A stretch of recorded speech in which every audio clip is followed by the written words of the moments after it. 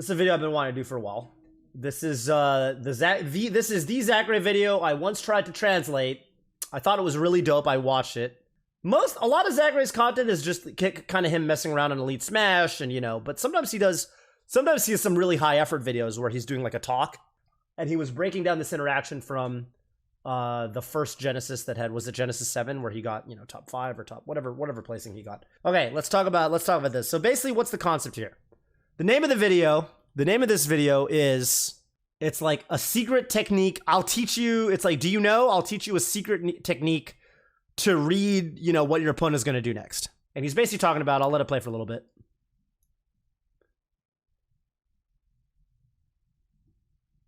And he's like, you know, isn't it like, you know, talking about empty hops. And he's like, yeah, aren't, you know, empty hop, you know, like empty hop grab, that's like a really good technique. And he's kind of showing off, you know, okay, let's take Wolf as an example. At this point in time, this was still 2019. Zackray was playing a ton of Wolf, right? That was kind of his main. Everyone thought of him as a Wolf main. Now he plays like a whole shitload of characters. Pretty much practically doesn't touch Wolf anymore. But he's talking about how, like, you know, with a character like Wolf, this is going to segue into, by the way, not only a melee concept, but also just like a 2D fighter concept in general. So he's talking about, like, okay, with Wolf, like, you can kind of see here, when Wolf hits a landing aerial, he gets a ton of reward. Like, you get a pretty nice combo, right? This is just a simple example, but, you know, even at like 45%, you know, you can combo all these moves, you can keep them going. Like, that's a forward air, up air, you know, reverse back air, and, you know, you get them off stage at 80 with, like... So Wolf players are always going to want to land with an aerial and combo you if possible. So you're like, all right, well, fuck that. If Wolf is jumping at me, like, if I get hit by that, I'm going to die. You know, I could die. I could literally die. Or I could get comboed for 60+%. So, like, yeah, fuck that. Well, I'm just going to shield. And what happens if you just hold shield? Well, then he can empty hop, and he can grab you. And then he can still combo you off of the throw, obviously. So you're like, well, then what should I do? He's got such a strong, especially online, you know, where you can't quite react as good. But he's got such a strong landing mix-up. You know, he can do empty hop, which if you try to this, and obviously this is like simplified, but at the highest level, you can block the aerial, you can shield. And if he thinks you're going to shield, he can empty land, and he can grab you. So what are you supposed to do on the defense? Like, what are you supposed to do? How do you kind of mitigate this? So right here, this frame. Yeah. So he gets to that frame. If he inputs a nair at that height, like right on this frame, if he inputs a nair here, so nair is startup, right? Obviously every move in the game is some startup, except for, you know, Shine. Zero Suit Samus's jab in that game is actually a one frame move. But most moves is some startup. So if you're doing a nair at this height, it actually won't come out. Like, you'll go into the nair, but the hitbox won't actually come out until you land. So there's a height that if he wants to actually hit you with a landing aerial, and this applies to melee characters as well, everything. If he wants to hit you with a landing aerial, he has to do it above a certain height. If he tries to hit you with an air below a certain height when he's jumping at you, he can no longer actually hit you with an aerial. That threat goes away. See? The move actually doesn't come out.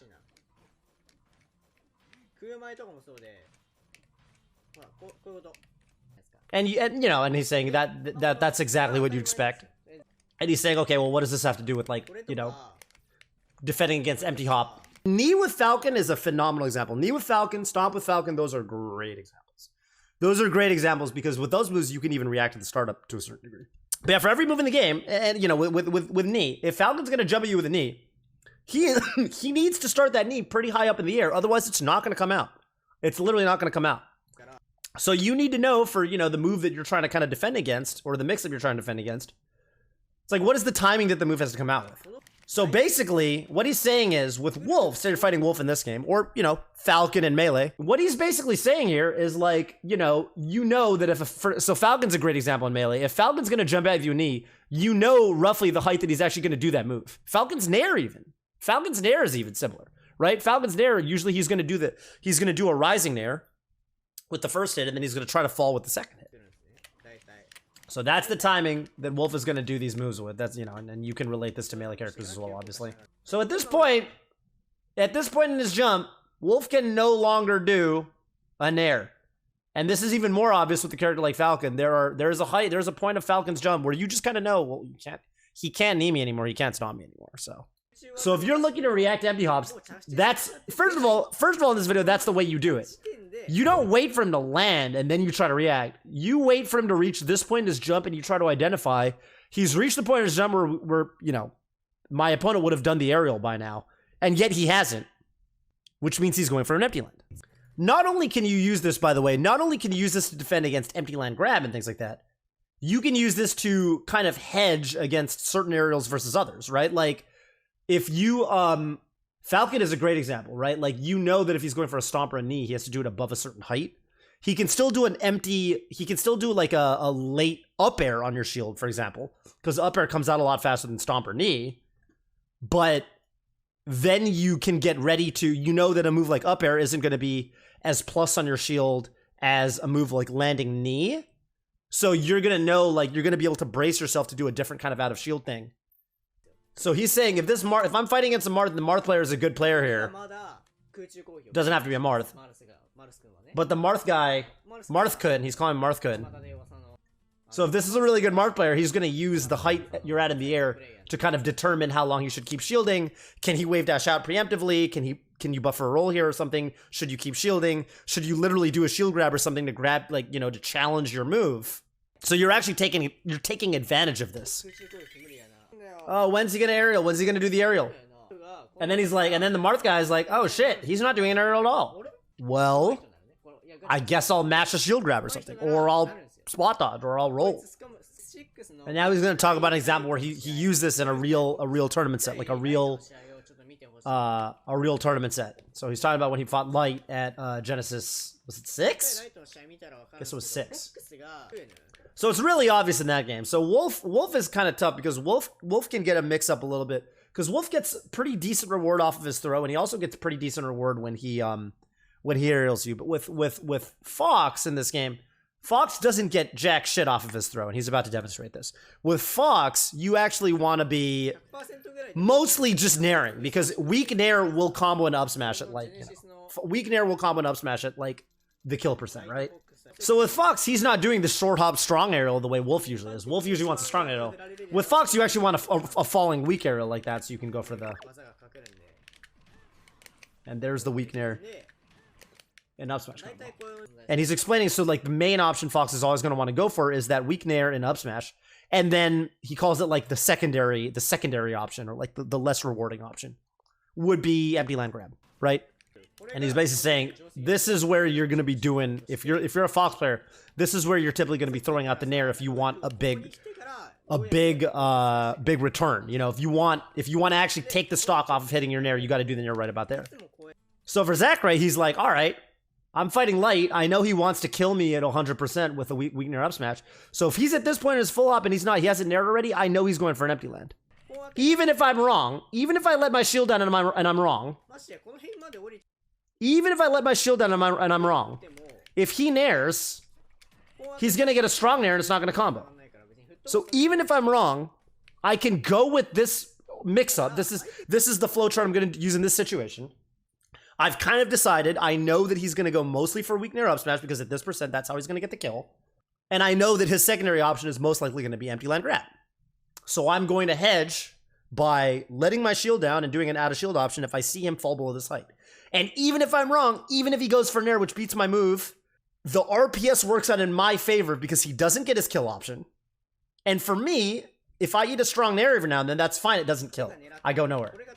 It is exactly like the Street Fighter V saying, take the throw. Yep, that's right. That's right. You don't want to get crush countered and, you know, blah, blah, blah, blah, blah. You would rather, if we talked about this the other day on stream, if you're blocking in the corner in Street Fighter, if you get grabbed, you take 10%.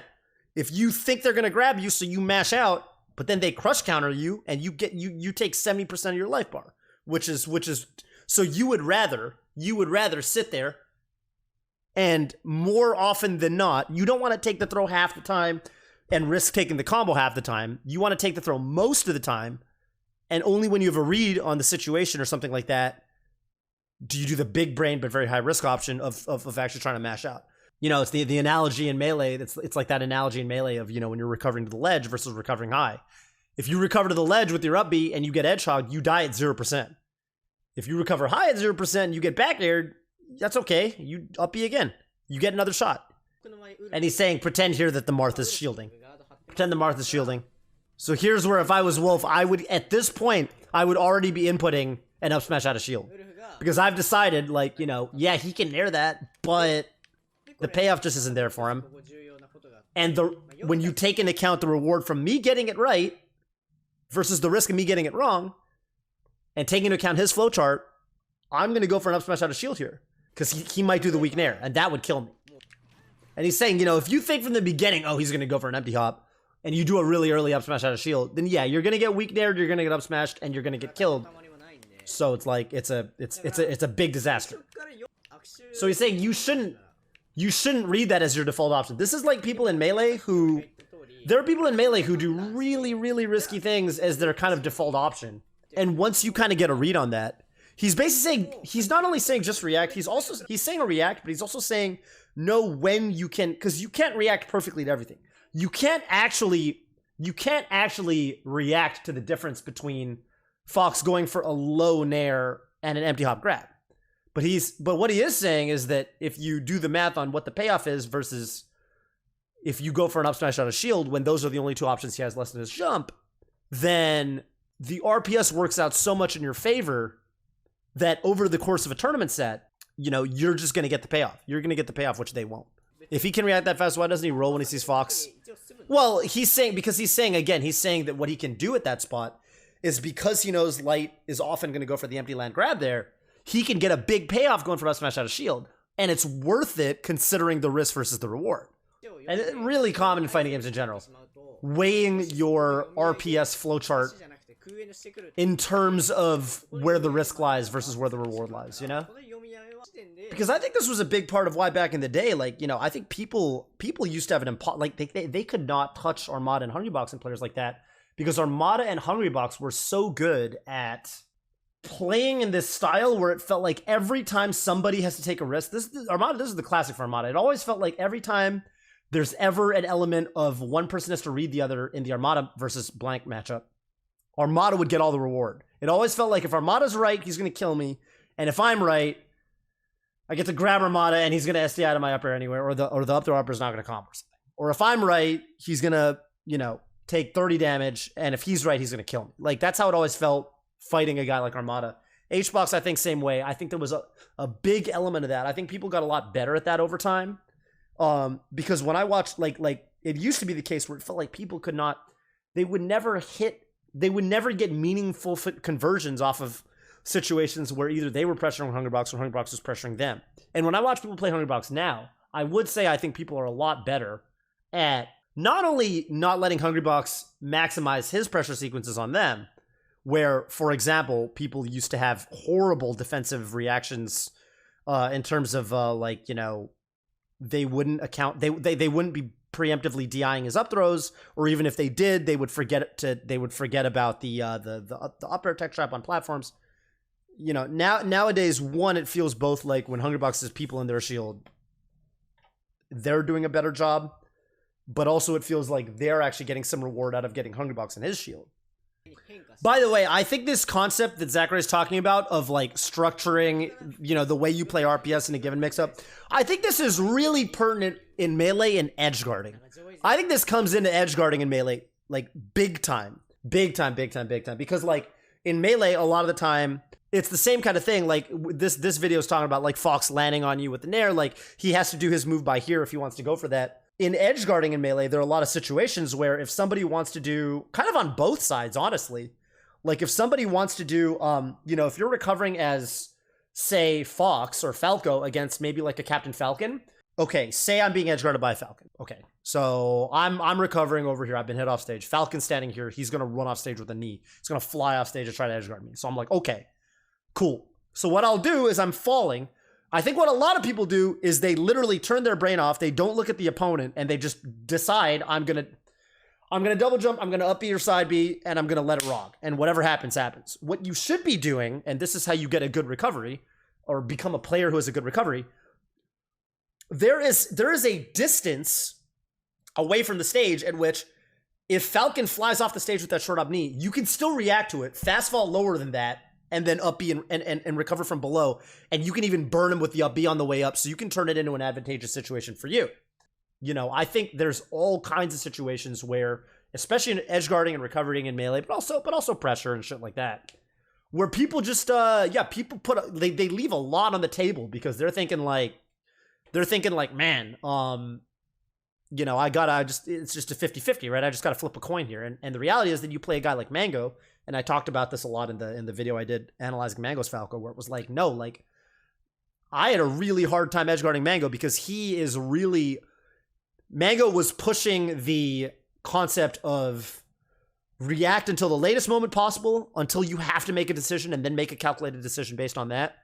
And he was pushing that to the limit. So in theory, where, you know, the edge guard should be kind of a 50-50, I was probably successfully edge guarding him, shit, like 10% of the time. But yeah, this happens I mean, this comes into play all the goddamn time in melee. Like, I could find so many instances of people recovering poorly and kind of giving away free how do I say, giving away free stocks where they could have tested the opponent's edge guarding a little bit more, you know? But yeah, it's all the goddamn time, man. You know, this concept in general, it's like there's kind of two concepts that are being talked about here. One is the concept of react as far as you can, like, understand the nature of what your opponent's move is, or understand the nature of what your opponent's trying to do, and don't do something that gives them a free reactable punish and try to force them to be the one that has to make a guess.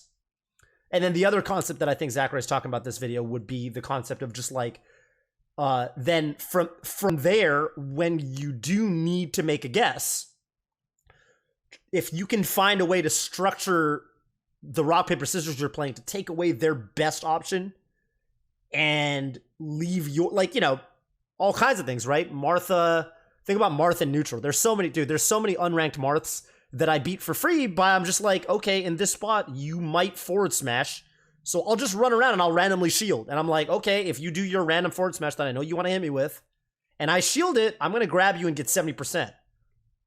And I'm just going to shield there, and I know I'm at a range where you are probably not going to run forward and randomly grab me.